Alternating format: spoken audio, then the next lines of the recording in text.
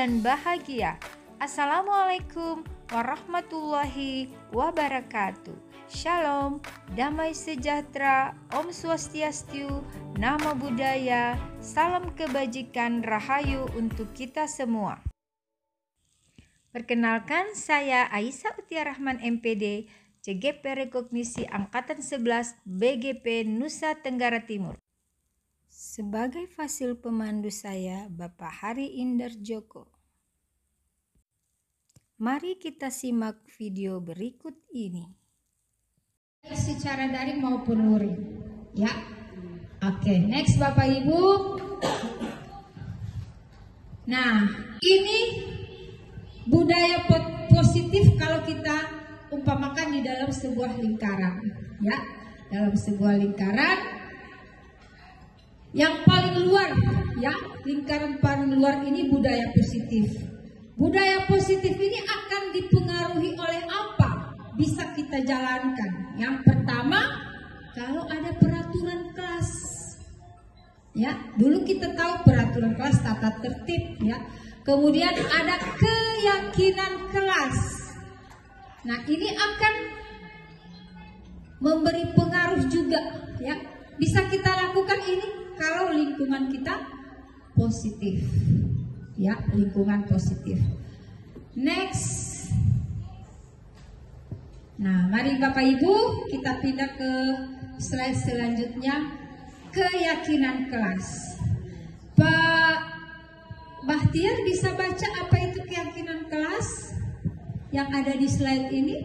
Adalah seperangkat nilai dan prinsip yang disepakati bersama oleh guru dan siswa untuk memandu perilaku dan interaksi di dalam kelas atau lingkungan sekolah. Ya, jadi seperangkat nilai, ya, seperangkat nilai dan prinsip yang disepakati. Intinya di situ disepakati. Kalau ada yang tidak sepakat, dia tidak bisa kita jadikan keyakinan kelas, ya. Oke, mari kita, Bapak Ibu silakan berdiri semua karena saya melihat ada yang kurang konsentrasi. Ya, kita bermain dulu ice breaking, ganjil genap dan berhadap-hadapan, ya. Jadi yang berdua silakan berhadap-hadapan. Ya, Pak Rizky dengan siapa? Oh, ada. Oke, pas ya. Ya, Pak Pengawas bisa dengan Ibu Waka. Kita akan memandu ice breakingnya ganjil genap, ya. Bapak Ibu, tangan Bapak Ibu yang kanan, yang kanan, ya, berhadapan seperti mau salaman tapi tidak kena, jauhan, ya, tapi jangan kasih kena, tapi berdekatan Bapak Ibu, berdekat, berhadapan, ya, betul, berhadapan.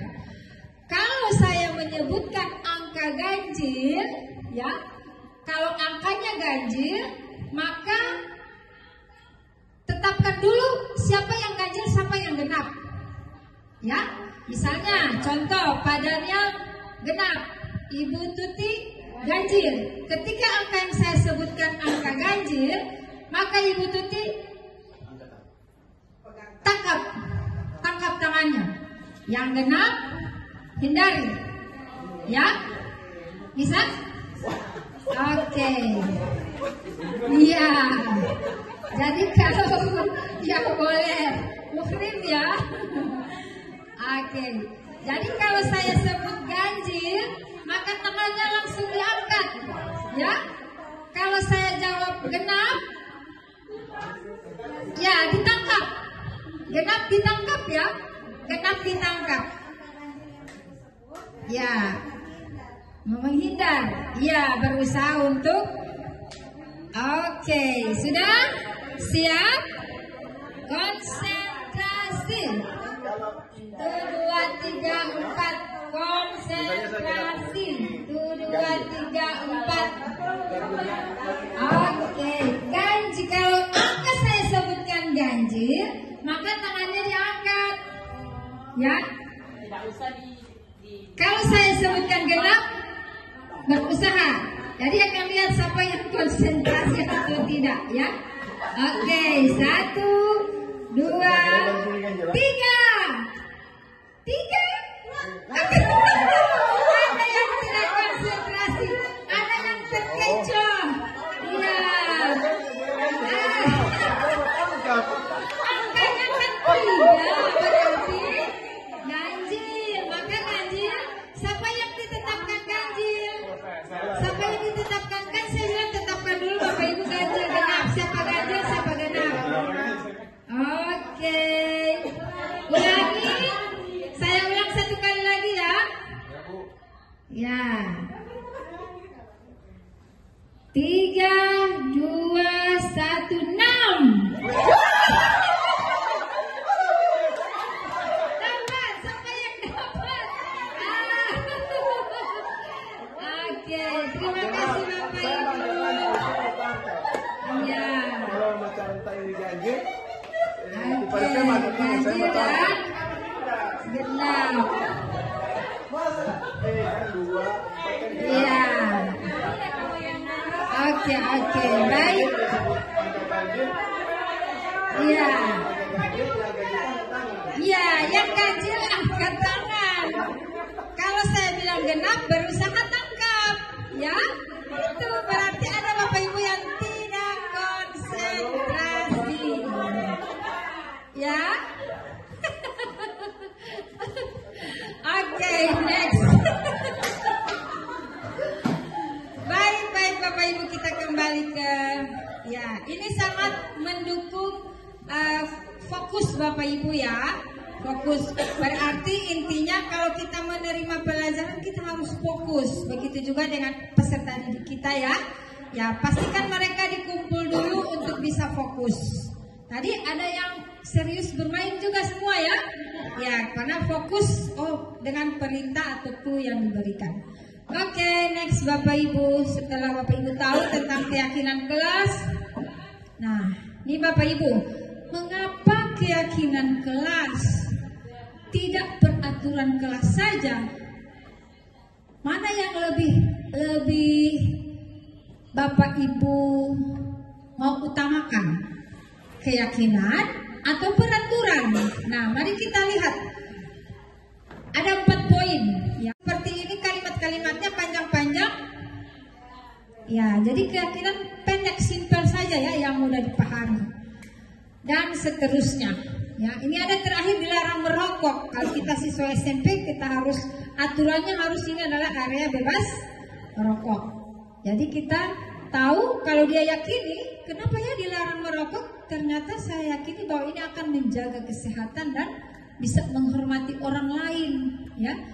Karena yang bahaya asap rokok itu bukan cuma yang merokok, termasuk ya orang yang ada di sekitar kita. Jadi kita hormati. Gara-gara kita merokok, orang lain akan kena ya atau terganggu.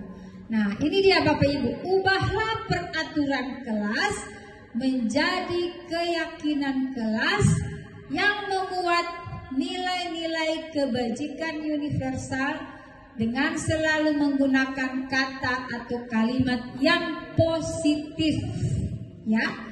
Jadi kalau ada aturan, Bapak Ibu ubah bagaimana dia menjadi satu kalimat keyakinan. Ini sudah ada 7 contoh yang saya berikan, ya. Oke, next. Nah, ada tahapan, ya. Ada tahapan. Bagaimana tahapan? Tadi Ibu Ani juga tanya ya. Bagaimana ini membuat? Jadi yang pertama, diskusi untuk mengidentifikasi peraturan. Tekniknya, Bapak Ibu buat dulu aturan. Cara membuat yang paling simpel, buat dulu deskripsikan dulu semua aturan-aturan, ya. Baru peraturan itu murid akan menuliskan kelas impiannya. Kalau saya bikin aturan begini, maunya adik-adik kelas ini mau bikin seperti apa? Atau sekolah kita ini mau buat seperti apa? Jadi kita minta ide, minta saran, atau minta apa yang mereka mau. Kemudian murid membacakan kelas impian. Habis dorang tulis, wajib untuk dibaca, ya, wajib untuk dibaca. Kemudian murid menempelkan keyakinan kelasnya di kertas plano. Itu yang saya bilang tadi ya. Semua ide-idenya dikumpul, ditulis, kemudian kita pilah-pilah, ya. Dan yang terakhir jadilah ini keyakinan. Sudah jadi keyakinan kelas yang kita sudah simpulkan menjadi satu keyakinan kelas atau kita sudah sepakati, ya. Mudah kan Bapak Ibu ya? Ya, jangan banyak-banyak. Tapi itu selalu direvisi, direfleksi, apalagi yang perlu kita tambah. Nah, contoh kemarin kalau misalnya di kelas Ibu Epi, buat itu setiap jam pelajaran semua siswa harus berada di kelas. Itu peraturan. Minta kepada siswa, mau mau apa? Tetapi diarahkan pada hal yang positif, yang punya nilai-nilai kebajikan universal, ya. Jadi tidak bisa karena tugas kita guru itu menuntut, bukan menuntut. Kalau kita membuat peraturan dan kita minta mereka harus, maka itu sudah bukan menuntut, tapi berubah jadi menuntut. Kita kan di sini kita memahami namanya filosofi Ki Hajar Dewantara, ya, bahwa guru itu tugasnya menuntun. Oke, next. Nah, tadi saya mau bikin tapi sudah ya slide-nya ini karena saya pakai tugas sebagai instruktur, tapi saya sudah keduluan tadi tapi ada yang lain tidak ya? Oke, kalau yang pertama tadi apa? Keyakinan kelasnya? Ada yang masih ingat? Ya, kita lihat apakah benar tanggung jawab. Saya tidak boleh mau edit. Oke, sebetulnya sama dengan tadi jawab Bapak Ibu ya. Jadi saya sudah contohkan peraturan dan keyakinan. Kita lewat saja slide ini. Ya, yang paling terakhir dari materi keyakinan kelas, kata kunci. Ya, kata kuncinya bahwa keyakinan kelas ya menciptakan lingkungan belajar yang positif merupakan kunci utama bagi kesuksesan siswa. Jadi jangan berpikiran coba belajar, coba hafal, coba coba olahraga. Sudah, itu adalah iya, sukses. Tetapi yang paling utama menciptakan lingkungan belajar yang positif. Kalau kita selalu dengan ciptakan budaya positif, maka ini akan menjadi kesuksesan utama. Ya, sama dengan orang belajar bahasa Inggris, saya itu awalnya pesimis mau jadi guru bahasa Inggris. Ada kuliah tidak tahu bahasa speaking. Tetapi ada satu dosen muda yang sempat memotivasi saya. Katanya, Aisyah, pokoknya mau belajar bahasa Inggris itu, yang penting berani. Kalau mana sudah berani, mana mau sukses. Itu kata beliau. Saya pikir-pikir, benar juga ya. Ya, karena saya kalau ngomong tidak pernah memikirkan salah benarnya. Pokoknya keberanian. Betul tidak Ibu Sumani? Ya, itu saya dapat sama Ibu Sumani waktu kita jalan-jalan. Ada bule di sana. Tapi Ibu Sumani kan tidak berpikir, ya benar tidak Ibu Sumani? Karena Ibu Sumani punya ilmu kepada siapa dia mau bicara. Pas-pas ada orang, kalau istilah orang bahasa Inggris native speaker kan. Kita mau bicara, pokoknya gampang DP grammar, gampang. Yang penting you know, I know. Nanti biar belum suka makan, kalau sudah diduduk diatur, ya kita harus makan. Itu teori-teori kontrol dulu ya. Next. Nah, ini cara mengubah paradigma stimulus respon ke pendekatan teori kontrol. Gimana kita mengubah paradigma ini? Kalau stimulus, realita, kebutuhan kita sama. Kita punya kebutuhan sama. Tetapi teori kontrol menyampaikan kebutuhan kita berbeda. Saya PI ini lain, tipe A ini lain kebutuhan. Ya kan? Ya, dan seterusnya. Semua orang melihat hal yang sama. Tetapi teori kontrol mengatakan setiap orang memiliki gambaran berbeda-beda. Nah, silakan Bapak Ibu baca, saya tidak baca lagi, bisa lihat dari tabel ini mana yang Bapak Ibu ingin tanyakan atau masih membingungkan buat Bapak dan Ibu, membedakan antara mengubah paradigma stimulus respon ke pendekatan teori. Ya. Caranya begini, kalau saya ambil yang satu, ini contoh dekat saya sebagai kepala sekolah. Kenapa saya sudah mengubah mindset berpikir saya tidak seperti dulu lagi, ya? Kita tahu kita semua punya kebutuhan yang sama. Secara real, secara aturan kepala sekolah ini dan itu, ya. Tetapi di dalam teori kontrol kebutuhan kita berbeda. Saya kan tidak paksakan, pokoknya sama harus hadir di diseminasi itu. Ternyata ada dua, ada kebutuhan yang berbeda. Ada Ibu Intan harus ikut ini, ada Ibu In harus ikut. Dan saya tidak boleh marah, ya. Saya tidak sebagai pimpinan tidak boleh, karena kita harus mampu mengubah paradigma itu. Satu saat, ya, kita harus cari apa yang harus kita layani kepada guru tersebut. Ini mengubah banyak, ada contoh sampai 1, 2, 3, 4, 5, 6, 7, 8. Ini yang paling ini ya. Saya bisa mengontrol orang lain, tidak sebagai pimpinan, secara dinas, secara SK, saya punya tugas mengontrol orang lain. Tetapi teori kontrol mengatakan Anda tidak bisa mengontrol orang lain. Ternyata tidak harus semua ada di dalam genggaman, berdasarkan kebutuhan dan situasi orang tersebut. Ini teori kontrol ya. Oke, next. Nah, terakhir, belum terakhir, ini masih ada lagi. Disiplin positif. Tadi saya sempat tanya, ya, disiplin positif.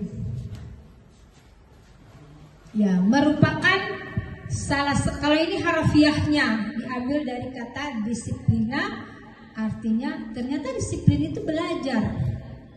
Ya, disiplin itu belajar. Mengacu pada disiplin diri yang memiliki tanggung jawab terhadap apa yang dilakukan berdasarkan nilai-nilai yang diyakini. Kemudian, disiplin positif merupakan salah satu cara penerapan disiplin yang bertujuan untuk menumbuhkan kesadaran serta memberdayakan peserta didik tanpa imbalan penghargaan atau reward, ancaman atau hukuman. Sebagai pendidik, tujuan kita apa? Ya, menciptakan peserta didik yang memiliki disiplin diri sehingga mereka berperilaku mengacu kepada nilai-nilai kebajikan universal dan memiliki motivasi intrinsik dalam perubahan perilaku ke arah yang lebih baik. Oke Bapak Ibu ya, bisa?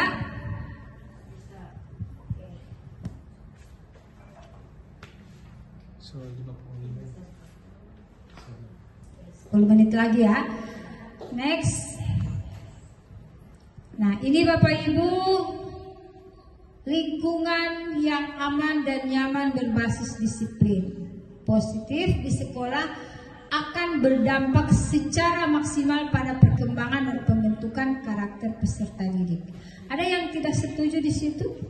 Atau mungkin bukan disiplin positif ini yang membentuk? Silakan mau berbagi. Ya. Adakah selain pernyataan ini menurut Bapak dan Ibu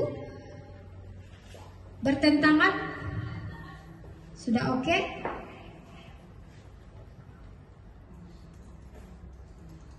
Ya. Ibu Mary ada tanggapan atau Pak Pengawas bisa memberikan gambaran? Ya, ini maaf karena memang menanyakan keyakinan. Dari keyakinan itu kita akan kira-kira dia akan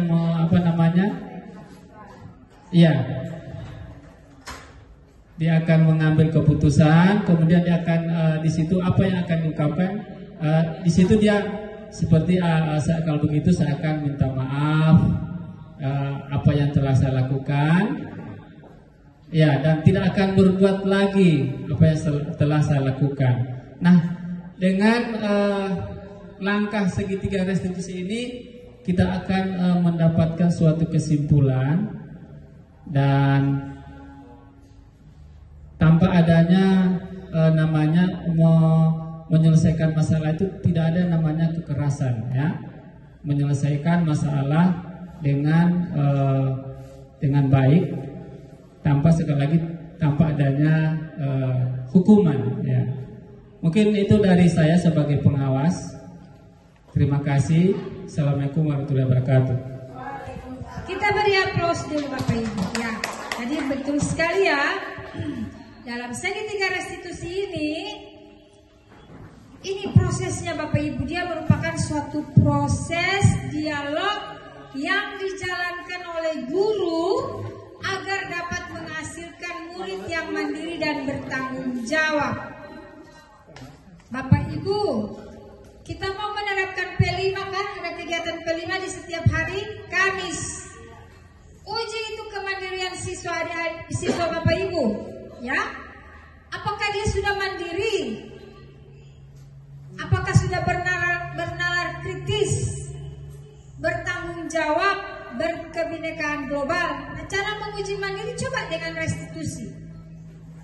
Kalau ketemu anak tiba-tiba buat salah, hakim begini sepingin buang-buang di situ itu sampah, astaga, mana ini? Kenapa mau disebar di kelas?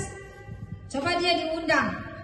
Sini dulu, ada yang tiba mau bilang, mau tanya, itu namanya validasi tindakan yang salah. Kamu tahu, tiba ada undang tadi Nunu.